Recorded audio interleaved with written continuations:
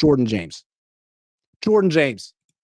We're not talking about him much because OTAs and minicamp had no pads, but I feel like when the pads go on and when preseason starts, he's going to be the guy that's going to be talked about a lot. Yep. And I think either he's going to be, I don't know if he's going to be good, but I think he might be. Just look at what Bucky Brooks, look at what Bucky Irving did for the Bucks. This guy was on the same team. He's the same size. He had the same athletic testing numbers at the combine. I'm not saying he's as good as Bucky Irving, but I think we've seen like what a young, explosive running back can do for an offense. There's not a big learning curve. You either have it or you don't. Yeah. And with Garendo, here's the thing with Garendo. Averaged 5 yards a carry last year, right? Mm-hmm. He had that 176-yard run. Mm-hmm. You take away that 176-yard run, he averaged 4 yards a carry. So, yeah, he's a home run threat, but he's also kind of a boom or bust player. I feel like Jordan James is going to be.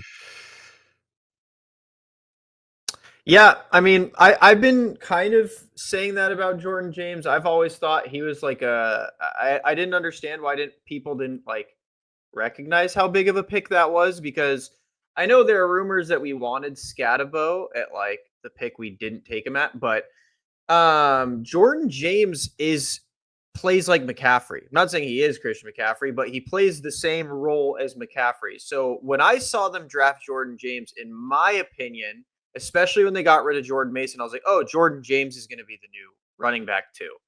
That's how I saw it, is like, in case Christian goes down, Jordan James is the guy. When Christian needs a break or if his calf starts flaring up, Jordan James is going to be the guy. I think Garendo's a great 1-2 punch player. Mm-hmm. Like I see him as like a Jalen Warren or Raheem Mostert, where he does great with the tandem. Because, yeah, he's a home run hitter. He's going to go out there, and if you let him run in a straight line, like, he's gone. But for an every down cowbell back, I have pictured it as Jordan James since he kind of got brought along. I think it was kind of Kyle realizing we can't rely on Christian, so we need to grab someone like this. Garendo kind of reminds me of Debo in a sense. Like, do you have a position? Are you a wide receiver? Are you a running back? Like, You're a running back, but you have no real feel for the position.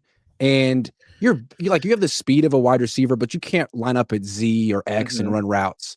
But I still feel like there's a role for him. I keep going back to the Bucks. The Bucks were so good last year. Liam Cohn was really good. And he had those two running backs. Yeah. Like, Kyle used two running backs. And he used both of them so well. There was Bucky Irving, but then there was also Rashad White as the guy, like, more of the receiver, although they both caught passes. I feel like Garendo could be a really good backup, change of pace back who catches 40 passes in a season. Get started at factormeals.com/Cohn50off and use code Cohn50off to get 50% off plus free shipping on your first box. 50 passes in a season. But I still feel like the success of the Niners, like whether they win or lose, doesn't have that much to do with the passing game. Mm-hmm. I feel like it has more to do with the running game. Yeah. Because when I look at the passing game, like it can be good, like statistically, but it's all based on play action. And it usually targets the middle of the field. So to me, that's just an inherently dangerous style of passing. Yeah. You're going to get a lot of yards per attempt, but you're also going to get a lot of interceptions because you're throwing into traffic. Mm-hmm. And that's just been the Niners passing game under Kyle. When they're really good, they have a running back they can hand to a lot who stays healthy and doesn't fumble. Yeah. Then all of a sudden their offense isn't turnover prone and their defense isn't gassed. Yeah, and I like Garendo. I agree. I think he's going to be more of like a gadget player for us, especially with his injury history. I think last year that was the big reason we had the Jordan Mason exit and we have the Jordan James draft, is because everyone got hurt. Garendo got hurt. I believe he was hurt a couple times in college too. Like his big thing was he's good when he's on the field, and then he got to the NFL and he was good when he was on the field and he was able to just run in a straight line. Whereas again, I just think Jordan James comes in and they're like, maybe this guy can stay healthy. He's a very good receiving back, which Garendo just isn't. He's a very Garendo's like a good. He reminds me so much of Mostert. He's a good like swing back, so he'll flare out, catch a ball, run straight. He's a good screen running back. He grab the ball, run straight, follow your blockers. But like if you have anything like that Christian does, right, or Juice Check pretends to do, I think that's where Jordan James is going to slot in really well, right? Like, we need you to run a Texas route. We need you to run a really nice wheel route and find the open space. We need you to actually jump out on the line and pretend to be a receiver like Juszczyk does. I think that's where Jordan James is going to kind of find his niche, where Garendo kind of is going to have a rough time. It's going to be interesting to see like how the Niners use McCaffrey, because they're sort of like hinting at the fact that they might use him less. But then Clay Kubiak was like, why would we take our best player off the field? I mean, it seems to me that maybe they want to take him off the field sometimes, but that Christian won't let him, and that no one really stands up to Christian on this team. I'd like to see them actually take him off the field at the 2-yard line. Try. I think take that's away that part of touchdown like scoring opportunity for him and give it to Jordan James. See how he reacts. I think that's part of like their hype for Jordan James too. Isn't like it's a way to like reframe. Niners are very good at reframing things. So I think it's not like we want to use Christian less. Oh, it's just Jordan James is so good, man. We just love Jordan James. What I'm saying is I don't buy the whole like tampering down the Christian McCaffrey usage. I don't buy it. I don't think he's going to go for it, and I don't think they're going to stand up to him. So I think they're going to overuse him early. He's probably going to get nicked up at some point. And if he misses a game, I think a Jordan James, Isaac Garendo, like timeshare could be really good. I think that'll be better. Complement each other really well. Yeah, I completely agree. I think they'll complement each other very, very well. Jordan James can be your cowbell or bell cow receiving back, and then Garendo can come in where Raheem Mostert would slot in, right? Like, we're just running a dive, run straight. We're just tossing it to you, run straight. Like, I feel like Garendo's a little. I'm not giving him enough credit. He is more shifty than Raheem was, but yeah, I think Jordan James and Garendo. That's why I always say like the Niners don't really have an excuse this year unless they're completely focusing their entire offensive system on Christian McCaffrey again. Which, if they do, they should fire Kyle, because it should be pretty obvious at this point. An offense centered around Christian McCaffrey is not sustainable. He's not young enough, and his body can't keep up. Doesn't this feel like the test for Kyle Shanahan? Like, yes. Man, you're going into year 9, and a lot of people believe in you, even though you're coming off a bad year. A lot of people don't believe in you, even though you've had some good years. Like, this is such an obvious test. How you use Christian coming off of last year. It's like, are you going to be stubborn and do the smartest guy in the room thing, and everyone's telling you to do something, so you pivot, or are you going to just have like some common sense? Because this is like, if you mess this up, the season seems like it could be over, unless, of course, Jordan James and Isaac Garendo can stay healthy. I think, I think the Saleh hire and Saleh draft picks and Saleh offseason has kind of cemented that. Like, we just need to see what you got, Kyle. Like, we have given you everything you've asked for. We gave you Debo and overpaid for him after one good season. We gave you the BA contract you ran in our office and wanted. We gave you the Brock Purdy contract you wanted. We gave you the Christian McCaffrey extension you wanted. We keep paying Trent like you want.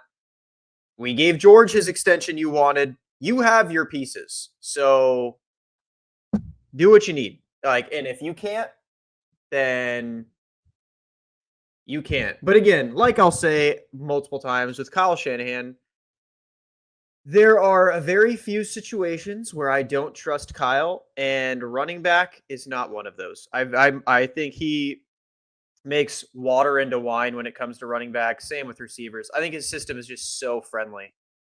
I just think it's interesting how his system has changed since Atlanta. Because in Atlanta, I mean, you had a really good quarterback.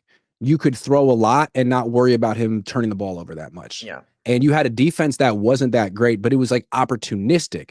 Yeah. So you wanted to take shots and score a lot of points. But ever since Kyle's been with the Niners and Saleh and D'Amico have been his defensive coordinators, the defense has been better than the offense, and the offense has been complementary. And they've never really had a quarterback who could throw a high volume of passes and not turn the ball over a lot. Like, they're always trying to limit passing attempts and picks.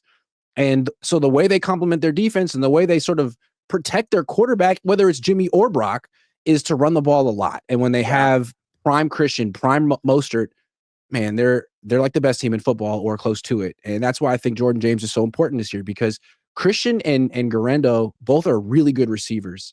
But I feel like you hold your breath when they carry the ball. At least we will this year. I mean, How many carries are they going to? Neither one got to 100 last year. Yeah. Neither one. I think that's where they are going to this year. Like, it seems like all signs are pointing to they're going to start throwing the ball a lot more this year. Do they have the offensive line to pull that off? I think they're going to do a lot of quick hits. I think they're going to. Okay. I think Kyle's going to stop the protecting game manager BS and just let's start doing quick hits. I mean, look at the Eagles, bro. They just it's a quick hit, and then Jalen will burn you deep, or Saquon will burn you deep. Like, they constantly do that where they force you to load the box, and then that's where they hit you in the mouth. And then when you are like, okay, we don't want to get hit in the mouth again. All right, we're going to force you to load the box then, or we're just going to torture you. Like, and that's when we were really good with Jimmy. Albeit Jimmy couldn't hit a deep ball well, but when you had like Raheem or Debo on gadget plays, that's when they'd hit you in the mouth, and like Emmanuel Sanders over the top, or George Kittle like pretty deep in the middle. And that's kind of what they need to go back to. They need to go back to, like, I think the main issue too is you don't have Julio Jones or Matt Ryan. So like trying to do that style of offense, like in Atlanta, you could just be like, all right, if you don't, and I think Matt Ryan was a big proponent of that. Like, I don't really want to do that. I see Julio one-on-one. I'm just going to throw the football up to him and see what happens. Yeah. I don't think Purdy has anyone he could trust like that. I think that's why they went out and grabbed someone like Pearsall, who was a good 50-50 ball player. Pearsall just can't stay on the field. Yeah, he loves Juwan Jennings. He loves throwing it up to Juwan. He got a lot more comfortable last year just throwing it up to George. So now, do I think Purdy could have Matt Ryan, like that Matt Ryan season, that the 28-3 season? Probably not. But Matt Ryan had a better offensive line. I do think we are going to see more passing this year. I'd be surprised if we don't. That'd be kind of nuts. Yeah. But it should be short passing, easy passes. All day, every day. Kim says, even if the Niners squeak in the playoffs, Brock won't get it done. He hasn't proven he can during crunch time. If I'm lying, stop me. That's not true. We've been very critical on Brock. The issue with Brock is the first 3 quarters he was having. Actually, no, prior to last year, it was the first 3 quarters in the playoffs. He couldn't do anything. The 4th quarter against the Packers, the 4th quarter against the Lions, Brock was dialed. The issue was the first 3. Last year, it was what was his best throw against the Packers? Was the layered one to Juwan, where he snags it out of the air. Okay. And the best throw against the Lions was the one that hit Kendall Vilder in the face, and Ayuk caught it. No, he had. So he's had some moments, but I feel like another part of those games was the fact that Jordan Love melted down. Jared Goff was throwing up guys on 4th down who were dropping the ball. Like, other guys were just worse. I mean, I don't think Purdy is the best by any means, but I do think. Yes, you do. Yes, you do. You think Purdy's the best quarterback, and you think Kobe Bryant's the best player of all time. I mean, regardless Kobe of the sport. But